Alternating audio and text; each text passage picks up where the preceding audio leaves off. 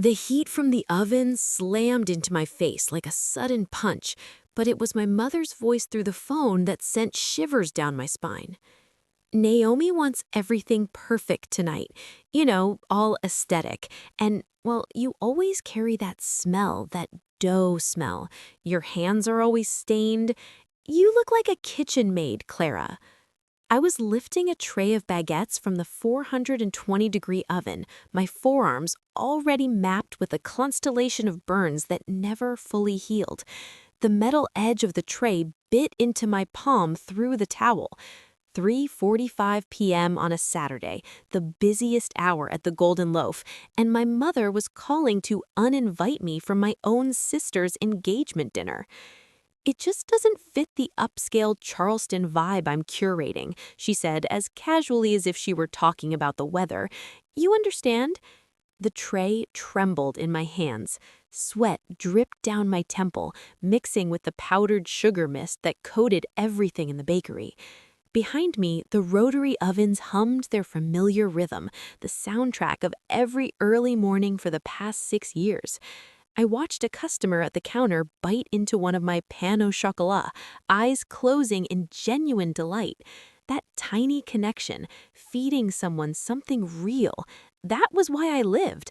But to my family, I was just the machine in the basement keeping the lights on while they entertained upstairs. "Okay," I whispered. The word tasted like ash. "I understand." I hung up before she could speak again. I set the tray on the cooling rack and returned to the rhythm of the bakery, trying to shove the conversation out of my mind.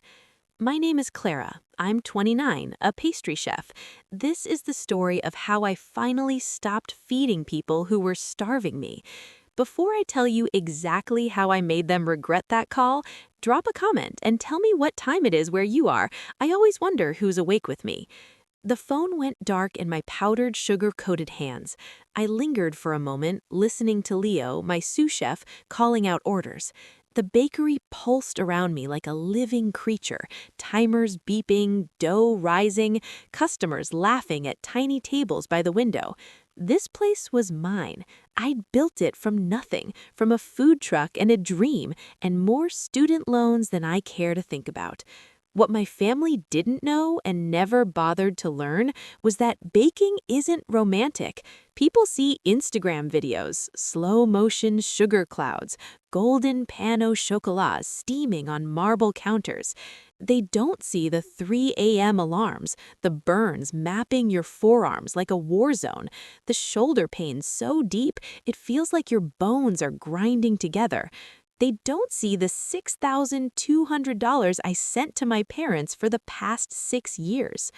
My father, Edward, made some disastrous investments in 2021, losing a chunk of his retirement portfolio betting on an art fund because an old college friend said it was foolproof.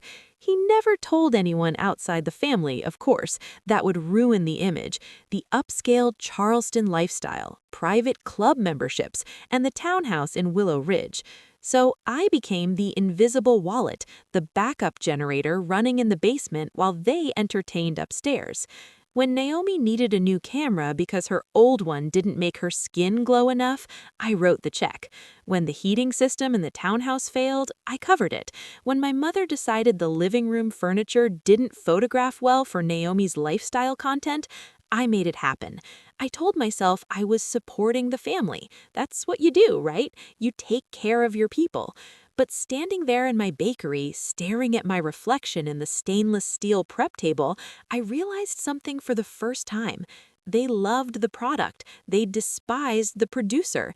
They loved my money. They loved bragging about artisanal pastries from our daughter's bakery at their parties. They loved the security I provided, but they were ashamed of the work that made it possible. The sweat, the early mornings, the rough, scarred hands that actually created value. I was useful, not valuable. There's a difference. The next morning, the bell above the door didn't chime. It rattled, aggressive, entitled, the sound of people who think they own the place. I looked up from the laminating machine, hands deep in cold butter and dough, to see my entire family storming into the shop, my father in his weekend blazer, my mother clutching her pearls like a scene from a vintage theater, and Naomi, immaculate in ivory silk, walking straight past me to check her reflection in the pastry case glass. "Clara, thank God," my mother gasped, breathless and frantic. "We have a crisis." No hello, no apology for yesterday, just crisis. "The caterer canceled," Naomi announced to her reflection, smoothing her hair. "He said family emergency. Totally unprofessional. Anyway, we need you to fix it."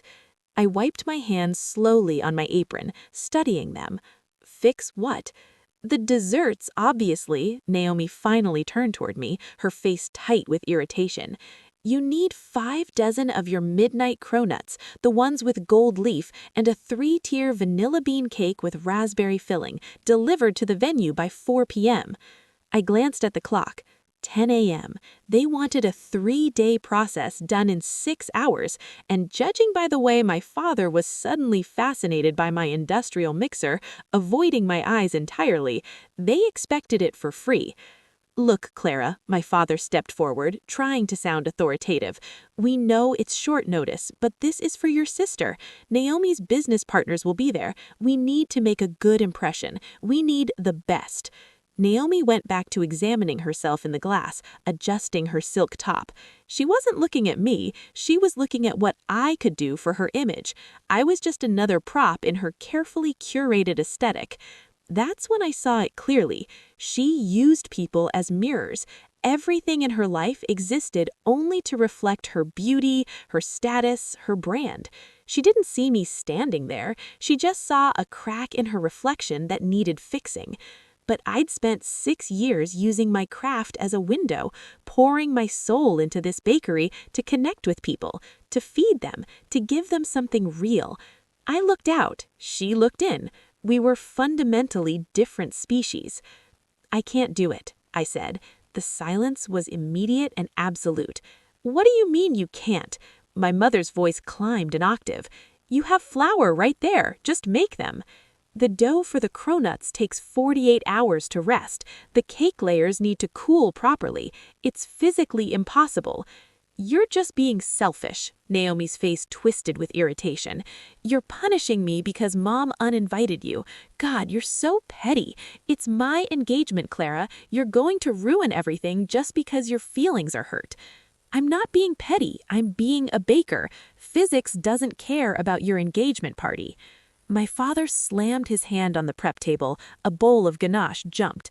"Enough. You will figure this out.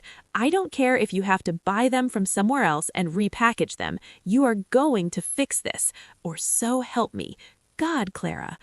The bell chimed again, but this time the sound was different, confident, heavy, the kind of entrance that changes the air pressure. My family froze, turning toward the door, their faces instantly rearranging to polished smiles. Standing in the doorway was a man in a charcoal suit that probably cost more than my delivery van. Tall, salt-and-pepper hair, eyes scanning the room with predatory precision. Ronan Vale, Naomi's fiancé, the billionaire hotel mogul. Naomi rushed toward him, her voice climbing into that high-pitched squeal she used in her videos. "What are you doing here? You're not supposed to see me before the party." She reached for him, aiming for one of those picture-perfect embraces she constantly posted online. He sidestepped smoothly, not even slowing down. He walked right past my parents, past the pastry case, straight to the counter where I stood. He looked at me, not at the sugar on my apron, not at the sweat on my temple, but into my eyes. "Are you Clara?" His voice was deep, serious.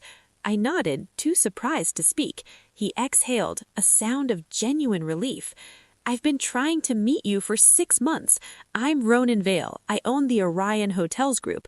We exclusively contract with your bakery for our VIP suites. Your pastries are the only reason our Paris location maintains a 5-star breakfast rating." He glanced briefly at Naomi, then back at me.